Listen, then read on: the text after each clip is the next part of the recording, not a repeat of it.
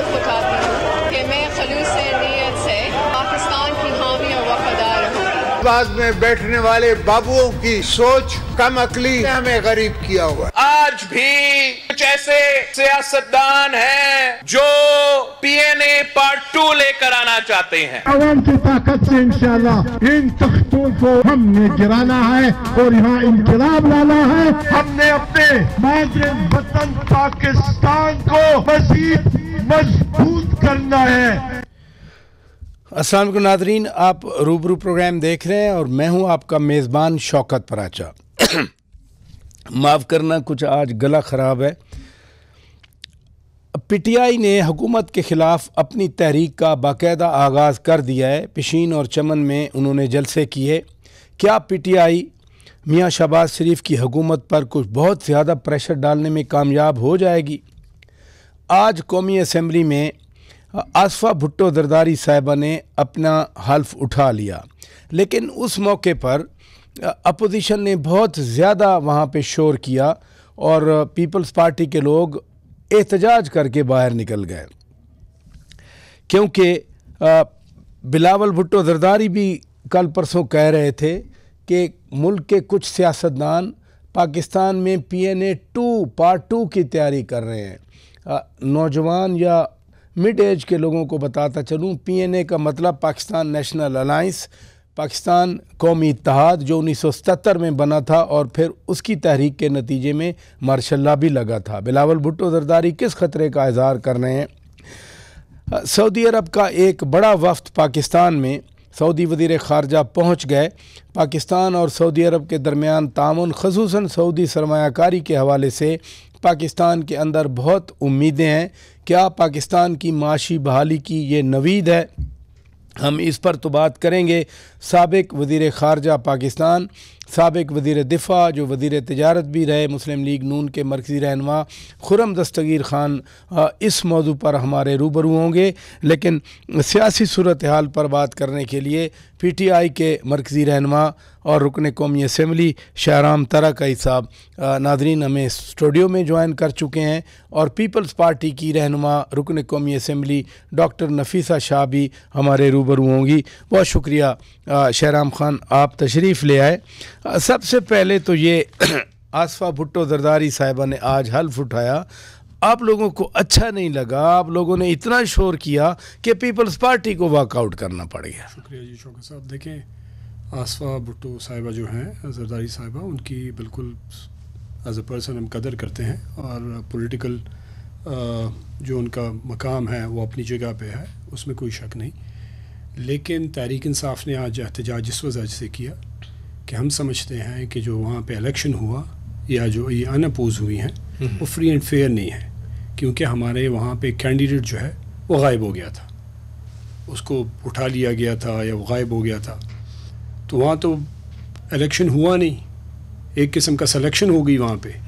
तो जब वो कैंडिडेट, वो आसफ़ा साहिबा हो या कोई भी कैंडिडेट कहीं पे भी हो, और वो फिर असेंबली में आए, तो हम समझते हैं कि एक फेयर प्ले तो प्रोवाइड ही नहीं किया गया वहाँ पे फील्ड में, जहाँ पे लोगों ने चूज़ करना था कि लोग किसको वोट देंगे। आज तो हल्फ बर्दारी थी उनकी, उन्होंने हल्फ भी उठाया। नहीं, देखें, हल्फ तो उन्होंने बिल्कुल उठाया, लेकिन जो हल्फ उठा रही थी वो हल्फ उठाने का जो प्रोसेस है उससे पहले इलेक्शन है। अगर इलेक्शन वहाँ पे फ्री एंड फेयर इलेक्शन हुआ ही नहीं, तो वो कैंडिडेट एज एमएनए बन के जब यहाँ पे आएगा, तो जो पॉलिटिकल पार्टी समझती है नहीं, तो अगर तो 8 फरवरी के पूरे इलेक्शन को डिस्प्यूट कर रहे हैं ना, तो या तो किसी का हल्फ ना होने देते आप लोग, बाकियों का हल्फ हो गया। आज आसफ़ा भुट्टो ज़रदारी का हल्फ था, फिर इतना शोर शराबा कि पीपल्स पार्टी को वॉकआउट करना पड़ा। देखिए, पीपल पार्टी सारी उम्र कहती आ रही है कोई जमहूरियत के चैम्पियन है, तो जब आप जमहूरियत के चैम्पियन हैं, बनते हैं और आप बात भी करते हैं, और जुल्फ़िकार अली भुट्टो की बड़ी कंट्रीब्यूशन है, इसमें कोई शक नहीं है। बेनज़ीर साहिबा की भी उन्होंने भी बड़ी मेहनत की। लेकिन अभी जो आज का जो प्रोसेस है, एक तो पीपल्स पार्टी जाके फॉर्म 47 वाली के साथ बैठ गई है, तो एक तो ये वो पूरे प्रोसेस को वो डिफाइंड कर रही है। देखें, पीपल्स पार्टी ने जिस दिन नून लीग के साथ बैठने का ऐलान किया था, उन्होंने ग्राउंड दिया था कि जी आज चूंकि पीटीआई ने फॉर्मली, आपके बानी चेयरमैन खान साहब ने कहा था कि पीपल्स पार्टी से या नून लीग से इत्तेहाद नहीं होगा, तो फिर आज आप क्यों कह रहे हैं कि पीपल्स पार्टी उधर जाके बैठ गई? वो तो पहले से बैठी हुई थी, मैं तो ये नहीं कह रहा हूँ कि अभी। देखें, इलेक्शन से पहले भी एक थे। हाँ। इलेक्शन के दौरान इन्होंने राय जुदा की, अपना पॉलिटिकल लोगों को अपना जो भी इन्होंने बयानिया था वो बेचा। इलेक्शन के बाद वो नोन था, हमने पहले से तहरीक इंसाफ कह चुकी थी कि ये इलेक्शन के लिए जुदा हुए हैं, इलेक्शन के बाद ये फिर एक हो जाएंगे, इलेक्शन के बाद फिर एक हो गए। आसफा साहिबा का जो इलेक्शन का प्रोसेस है, तहरीक इंसाफ समझती है कि वो फेयर नहीं है, इसी वजह से हमने आज एहतजाज किया। अब इलेक्शन करवाते, वहाँ पे आसफा साहिबा जीतती, वो आती, वो हल्फ उठाती एज ए मेंबर पार्लियामेंट, बिल्कुल ठीक बात है। ये जो बिलावल भुट्टो जरदारी कह रहे हैं, तहरीक आपने शुरू की, पेशीन में जलसा हुआ, चमन की बात आप कर रहे थे, बिलावल साहब कह रहे हैं कि ये पीएनए पार्ट 2 कुछ सियासतदान करना चाह रहे हैं। पीएनए का मैंने बैकग्राउंड नादरीन को बता दिया, लेकिन मैं आपसे इस सवाल का जवाब लूँगा। पहले मैं डॉक्टर नफीसा शाह साहिबा से बात कर लूँ। डॉक्टर साहिबा, अस्सलाम वालेकुम। वालेकुम सलाम। बहुत शुक्रिया, आपने वक्त दिया। आज आसफा भुट्टो जरदारी साहिबा का हल्फ था, लेकिन अपोजिशन ने बड़ी वहाँ शोर शराबा हुआ, आपकी पार्टी को एहतजाज करना पड़ा, वॉकआउट करना पड़ा। शहराम खान तारकाई साहब यहाँ बैठे हैं, आपके कोलीग हैं कौमी असम्बली में, वो कह रहे हैं कि हमारे बंदे को पेपर ही दाखिल नहीं करवाने दिए गए थे, तो आसफा भुट्टो जरदारी साहिबा का इलेक्शन ही जो है हमें कबूल नहीं है एज MNA। बहुत शुक्रिया जी। सबसे पहले तो आज मैं आसिफा बीबी को, पूरी पार्टी को, पार्लियामेंट्री पार्टी को मुबारकबाद पेश करूंगी। हमारे लिए एक बाइस फख्र भी है और खुशी का दिन भी है कि हम बीबी का, आसिफा बीबी का नाम जो अवाम ने रखा है वो अब से बेनजीर रखा है, क्योंकि उसमें से वाकई बीबी शहीद का अक्स जो है वो उसके हर जो उसका अदा है उससे वो जाहिर होता है। तो हमारे लिए बहुत खुशी थी और बाइस फख्र का ये आज उनका ओथ लेना। जहाँ तक इनका पीटीआई का रोला जो है वो अब पिछले आप सिर्फ इलेक्शंस में देख लें तो पीटीआई आपको रूरल सिंध के जो पीपल्स पार्टी के स्ट्रॉन्ग होल्ड हल्के हैं वहाँ इनका नामो निशान नहीं था, और उन्होंने जहाँ कहाँ अपने फॉर्म्स भरे थे।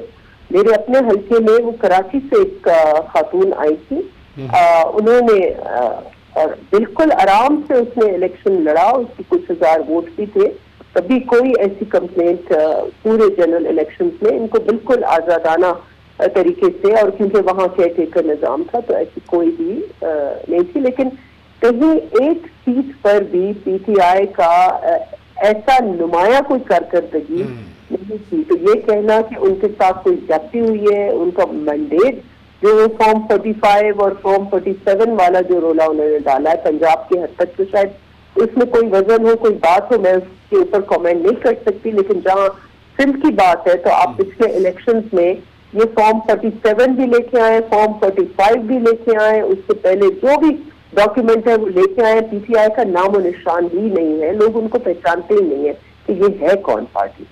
तो अब वहां पर इतना हंगामा आराई करना, इसके ऊपर डिटेल से सईद गनी साहब ने इनके एक एक नुक्ते पर अपना बयान जारी किया, पार्टी ने बयान जारी किया। अब इसको मैं रिपीट करूंगी तो बहुत टाइम होगा। उसमें किसने नॉमिनेशन फॉर्म भरे थे, जिसके लिए कहते हैं कि हमारा कैंडिडेट था उसने इंडिपेंडेंट फॉर्म भरा था, जो पीटीआई का कैंडिडेट था वो उसका खुद ऑब्सकॉन्डर था एक केस में, और वो पुराना केस था, वो नया केस नहीं था बलूचिस्तान में। उसके सर्जन जो है उसके डॉक्यूमेंट्स कंप्लीट नहीं थे, और वो जो इलेक्शन कमीशन का अपॉइंटेड ऑफिसर जो आरओ होता है उनकी तरफ से ये कागजात रिजेक्ट हुए थे। तो अब ये क्योंकि वहाँ उनका नामो निशान तो है नहीं, वहाँ अपना मार्क बनाने के लिए किसी लोकल नुमाइंदे ने कोई बात कह दी है, और उनको वैसे भी एक्सक्यूज चाहिए शोर हंगामा करने में। और चले आपने अच्छा एक्सप्लेन कर दिया। यहाँ रुकिएगा, मैं नादरीन ब्रेक लेता हूँ। ब्रेक के बाद जब वापस आएंगे तो शाहराम तरकई साहब पे मैंने सवाल छोड़ा है कि बिलावल भुट्टो जरदारी कह रहे हैं कि ये तहरीक PNA पार्ट 2 है। PNA 1977 में मार्शल्ला लगवा कर वो तहरीक अपने अंजाम को पहुंची थी। तो बिलावल भुट्टो जरदारी जमहूरियत के लिए क्यों ख़तरा महसूस कर रहे हैं? ब्रेक के बाद बात करते हैं। वेलकम बैक नाजरीन, आप रूबरू प्रोग्राम देख रहे हैं और शाहराम खान तरकई साहब, डॉक्टर नफीसा शाह साहिबा हमारे रूबरू हैं इस सेगमेंट के लिए। बिलावल भुट्टो जरदारी साहब आपकी तहरीक के हवाले से कह रहे हैं कि ये PNA पार्ट 2 कुछ सियासतदान चाह रहे हैं। ये तो फिर अजीब सी बात है। पार्ट जो PNA था उसने तो मार्शल्ला लगवाया था मुल्क में। मैं थोड़ा सा डॉक्टर साहिबा ने बात की तो उसमें मैं छोटा सा एक रिप्लाई कर दूं। मैं फिर आपकी बात पे आता हूं कि देखिए, हम ये कहते हैं कि अगर आसफा साहिबा इलेक्शन लड़ रही थी तो इधर एक फ्री और फेयर प्ले होना चाहिए था।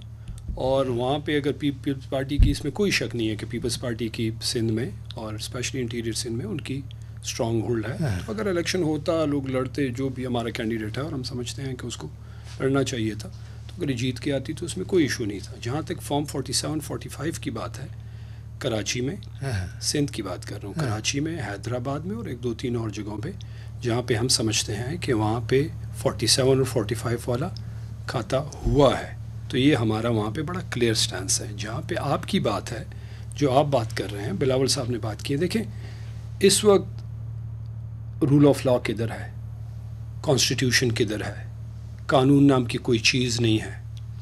मतलब अनारकी है, बनाना रिपब्लिक पाकिस्तान बन गया है। हमने एक तहरीक शुरू की है, अलायंस बनाई है पहली दफ़ा पेशिन में और चमन में हमने वहाँ पे जलसे किए। वहाँ पे हमने पाकिस्तान जिंदाबाद के नारे लगवाए। वहाँ पे लोगों ने एग्री किया कि हम आईन पाकिस्तान के साथ खड़े हैं। ये तहरीक इंसाफ और उसकी अलायंस ने यहाँ पे करवाया है। दूसरी बात यह है कि वो अलायंस ये जो बनी हुई है, हम डेमोक्रेसी की बात करते हैं, जमहूरियत की बात करते हैं। हम ये चाहते हैं कि अवाम जिसको वोट दे उसका राइट है कुर्सी पे बैठे, वो कोई भी पॉलिटिकल पार्टी हो, वो तहरीक इंसाफ हो, पीपल्स पार्टी हो, नून लीग हो, कोई दूसरी जमात हो, वो जो भी हो, क्योंकि अवाम ने उनको मुंतखब किया होता है। तो वो आके जब देखें, जब अवाम मुंतखब करती है तो वो अवाम की बेहतरी के लिए वो फैसले करेंगे। अगर मैं यही चीज़ जो आप फरमा रहे हैं कि आप आइन के लिए चाह रहे हैं, रूल ऑफ लॉ के लिए, डॉक्टर साहबा बिलावल भुट्टो जरदारी साहब कह रहे थे कि PNA पार्ट 2 ये कुछ सियासतदान करना चाह रहे हैं, लेकिन तहरीक का नाम ही PTI और इसके जो हम ख्याल सियासी जमातें हैं उन्होंने तहरीक का नाम ही रखा है तहरीक तहफ़्फ़ुज़ आईन पाकिस्तान। तो फिर ये PNA पार्ट 2 कह देना, जो कि मार्शल्ला लगवाया था पाकिस्तान कौमी इत्तेहाद ने बैक इन 1977। देखिए, इट इज हाईली आयरॉनिकल जब ये रूल ऑफ लॉ की बात करते हैं तो मैं उनको थोड़ी इतनी दूर की बात नहीं है, इनका यादाश्त थोड़ा इसमें हूँ कि 2018 से 2021 जब देवर द रूलिंग पार्टी जो ये रूल ऑफ लॉ की बात करते हैं कि इनका खुद का वजूद उस वक्त बहुत ही मशकूक था जब ये RTS बिठा के और फिर ये पार्लियामान में जो नंबर्स उन्होंने दिखाए थे वो एक राइड थी जहाज की, इसके थ्रू उन्होंने काफ़ी मेंबर्स हाथ किए और दूसरा उन्होंने RTS बिठाकर ये आए और ये भी ऑन रिकॉर्ड है कि RTS बैठा और ये जो मैंडेट है उस वक्त उनका मैंडेट उस पर भी रूल ऑफ लॉ के कॉन्सेप्ट था। फिर 3 साल जो उनकी हुक्मरानी हुई उसमें कौन सा रूल ऑफ लॉ ऑब्जर्व हुआ था? वहाँ पर हमने महाजाराई देखी, वहाँ पर हमने आईनी इदारों में तसादुम देखा, वहाँ पर हमने जुडिशरी में तसादुम देखा, वहाँ पर हमने पार्लियामान में कानून साजी ऑर्डिनेंसेस के जरिए देखी। वो कौन सा रूल ऑफ लॉ था? वो कौन सा रूल ऑफ लॉ था जब थर्ड फोर्स, ऐसा फोर्स जो शायद सिक्योरिटी के हवाले से तो हमारा एक आईनी इदारा है लेकिन उसमें कोई ऐसा उसमें शिक नहीं है ये कि कहा जाए कि इंटेलिजेंस इदारे जो है वो कानून साजी करवाने में अपना किरदार अदा करते हैं। वो हमने सब अपनी आंखों से देखा। वो कौन सा रूल ऑफ लॉ था? ये जो हाइब्रिड फॉर्म ऑफ गवर्नमेंट जो मैं ये मानती हूँ कि इस वक्त भी उस हाइब्रिड फॉर्म की ट्रेसेस जो है वो इस वक्त खत्म नहीं होंगे जब तक पीटीआई बहैसियत पॉलिटिकल पार्टी अपना आईनी किरदार बहैसियत ऑपोजिशन अदा नहीं करेगी और ये महाजाराई की सियासत जो है वो खत्म करेंगे। महाजाराई जो है वो ही आप थर्ड फोर्स को स्पेस देती है, महाजाराई। और यही बात इसी की रेफरेंस चेयरमैन बिलावल भुट्टो जरदारी ने की कि महाजाराई आप बिल्कुल ऑपोजिशन इनका राइट है, इस मुल्क को जरूरत है अच्छी ऑपोजिशन की, लेकिन इस वक्त जब ये खिता अंडर थ्रेट है कि ये जो मिडिल ईस्ट में कॉन्फ्लिक्ट चल रहा है यहाँ स्पिल ओवर ना हो, ईरान और इजराइल का तसादुम जो है वो चल रहा है, इस वक्त हमें बहुत ही केयरफुली अपने कदम उठाने होंगे और ऐसा ना हो कि हम आपस में इतनी लड़ाइयाँ करें कि फिर और फोर्सेस जो है जो इस मुल्क में जिसको डिस्टेबलाइज करना चाह रहे हैं, जो इस मुल्क को मुल्क से इसका अमन और सुकून और चैन छीनना चाह रहे हैं, हम उसको उस दे दें। तो ये रेफरेंस थी कि हम पीएनए यकीनन महाजराई तो वैसे नहीं होनी चाहिए जो हालात हैं मुल्क के।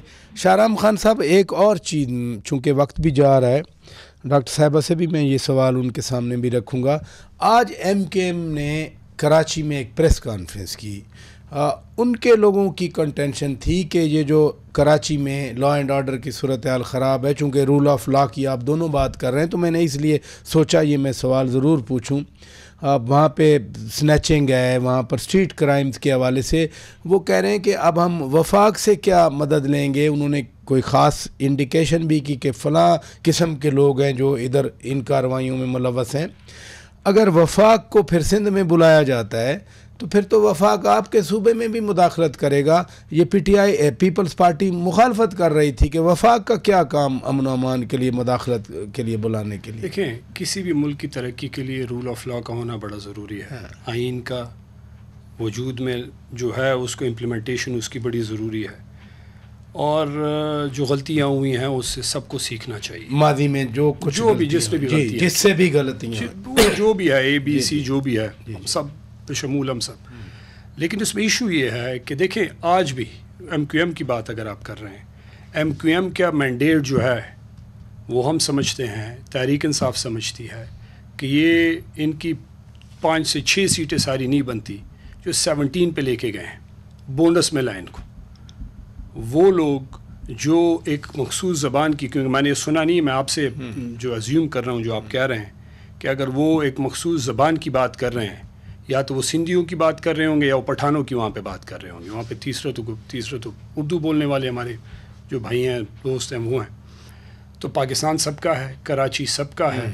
और MQM ये क्यों भूल रही है कि वो बोरियों में बंद लाशें जो मिलती थी और इनका जो बंदा बाहर चला गया था, जो पाबंदियाँ लगी थी, जो कराची में बत्ताखोरी थी, ये जो एक अफरा तफरी थी, कराची जो पूरे मुल्क को चलाने वाला शहर, उस शहर की कैपेसिटी को अगर आप गौर से देखें, वो पूरे मुल्क को ड्राइव कर सकता है। उसमें सबसे ज़्यादा गंद इन्होंने किया।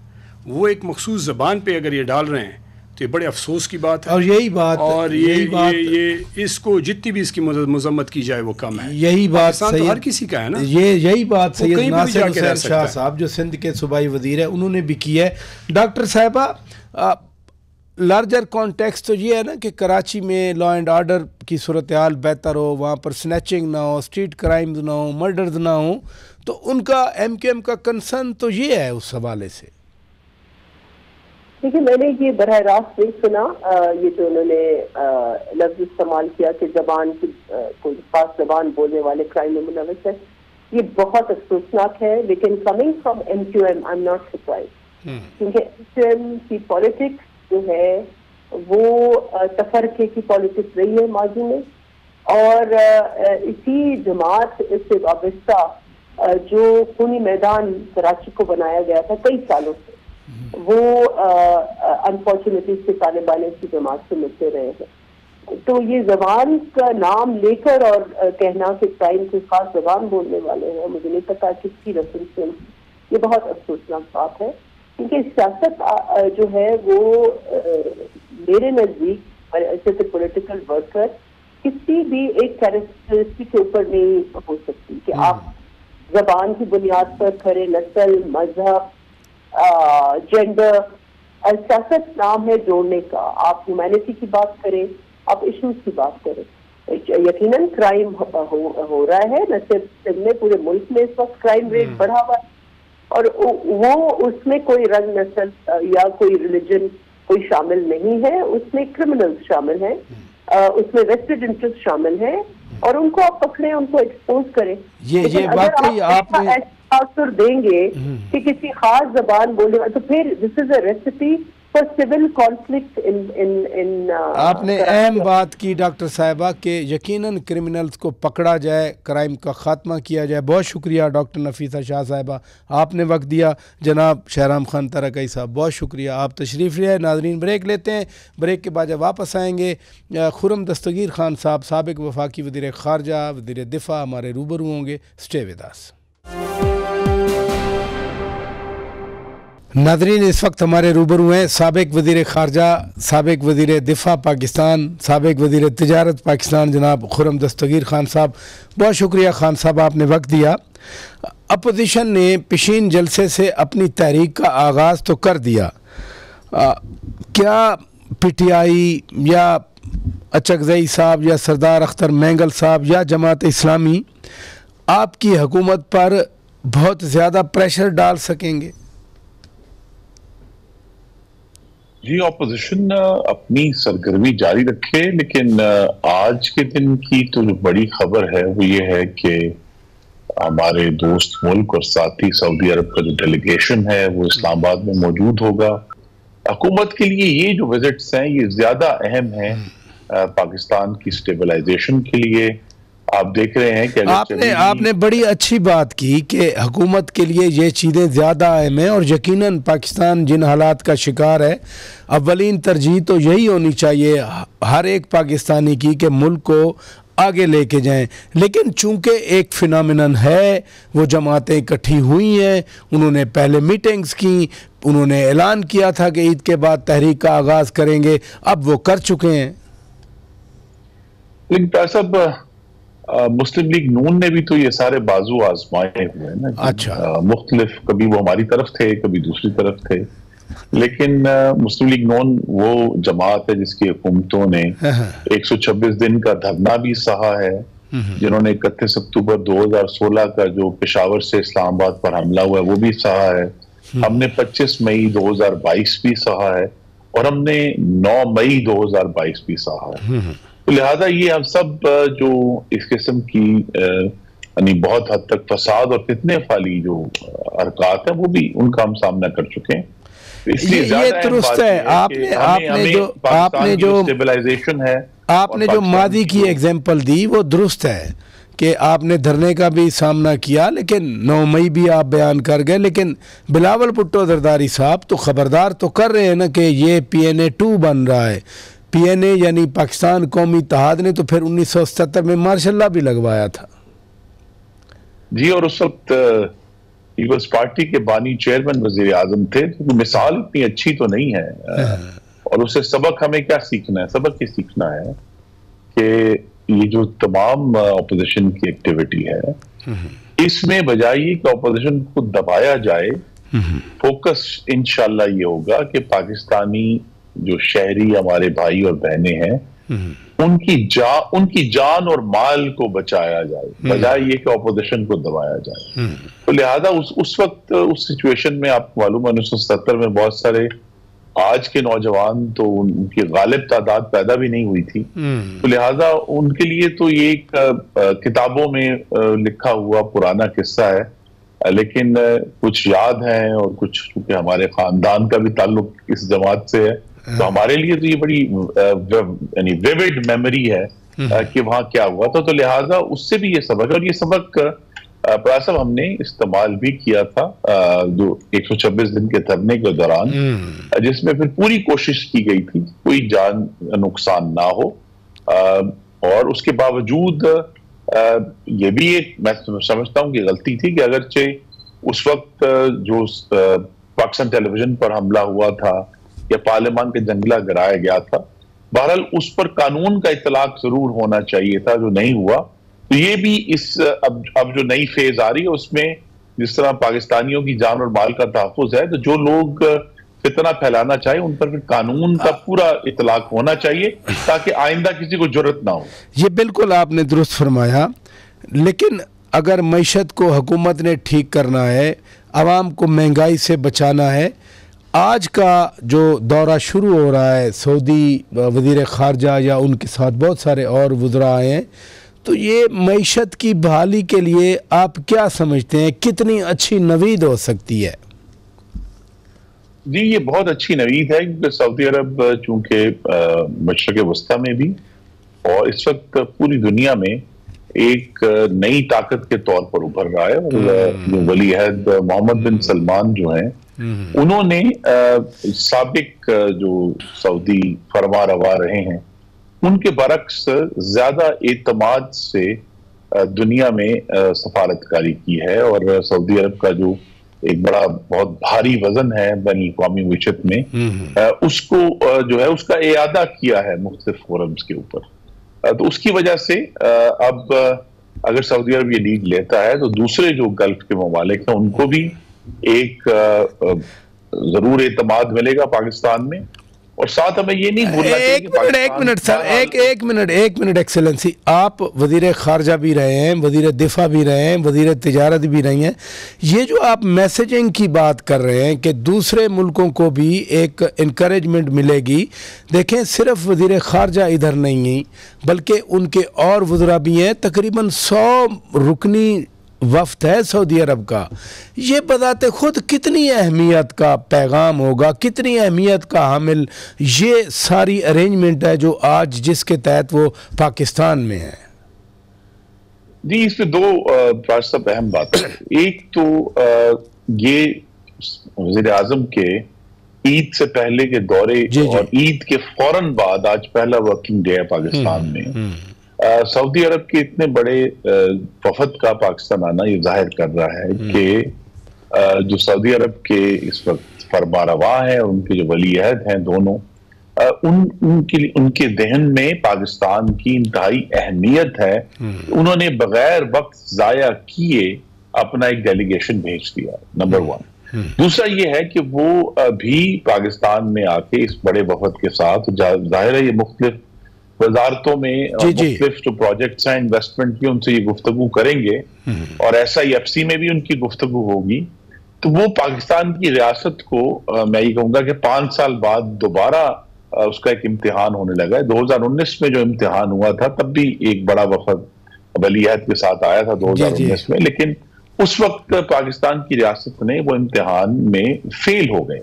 तो लिहाजा आज शहबाज शरीफ साहब की क़यादत में ये एक और इम्तिहान दोबारा होने लगा है। ये एक बड़ा कम होता है कि कौमों की जिंदगी में इतना बड़ा चांस दोबारा मिल जाए, क्योंकि लेकिन पाकिस्तान और सऊदी अरब के जो बहुत गहरे और दायमी ताल्लुकात है उसकी वजह से अब ये मौका है कि शहबाज शरीफ साहब के लिए भी और उनकी काबीना के लिए भी कि वो ये जाहिर करें कि उनके अंदर वो संजीदगी और वो तहरीक है जिसके जरिए वो इस इन्वेस्टमेंट को बाकायदा जमीन पर लाकर दोनों ममालिक के ताल्लुकात भी बेहतर कर सकते हैं और उसको पाकिस्तान की आने वाली खुशहाली की बुनियाद भी बना सकते हैं। इतना बड़ा वफ्द और इतनी अहमियत यकीनन जो आप फरमा रहे हैं, पाकिस्तान में मुख्तलिफ प्रोजेक्ट्स में दियामिर भाषा डैम की बात कर ली जाए या उसके बाद ग्रीन रिफाइनरी की बात की जाए, KP में एक टूरिज़म जोन बनना है, $5 अरब की बात तो वज़ीर आज़म के दौरे के दौरान हुई थी, फिर $1 अरब उन्होंने रेकोडिक जो प्रोजेक्ट है उसके लिए। लेकिन ये सारी डिस्कशन होगी जब crown prince his royal highness Mohammed bin Salman Pakistan आएंगे, तो इन डायलॉग या इन डिस्कशंस के नतीजे में फिर कितना बड़ा ताउन एग्री हो सकता है पाकिस्तान और सऊदी अरब के दरमियान? जी, इस वक्त तो मैं अपने तजर्बे की बुनियाद पर ये कहूँगा, बजाय ये कि कोई मजीद बहुत बड़ी रकम का टारगेट तयन का किया जाए, इस वक्त पहली प्रायोरिटी ये है कि ये तमाम ट्रांजैक्शन जिसका आपने जिक्र किया है ये बाकायदा एग्रीमेंट्स की सूरत में और बाकायदा जो कहते हैं ना एसेट्स का टेक ओवर बाकायदा हो जाए, कागजात आपस में एक्सचेंज हो जाए वलीअहद हिज रॉयल हाइनेस के दौरे के दौरान।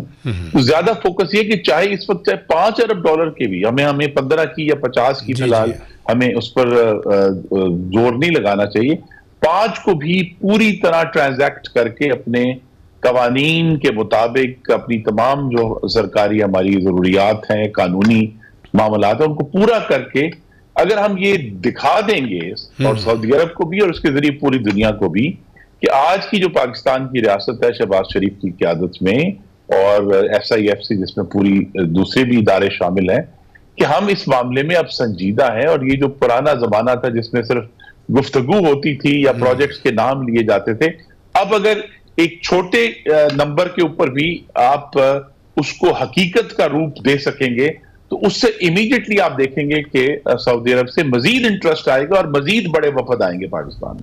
बहुत शुक्रिया इंजीनियर खुर्रम दस्तगीर खान, साबिक वफाकी वज़ीर तिजारत, वज़ीर दिफा और वज़ीर ख़ारजा। नाज़रीन हमारे रूबरू थे। दीगर मेहमानों का भी शुक्रिया अदा करते हैं। अपने मेज़बान शौकत पराचों को इजाज़त दीजिए। खुदा हाफिज़।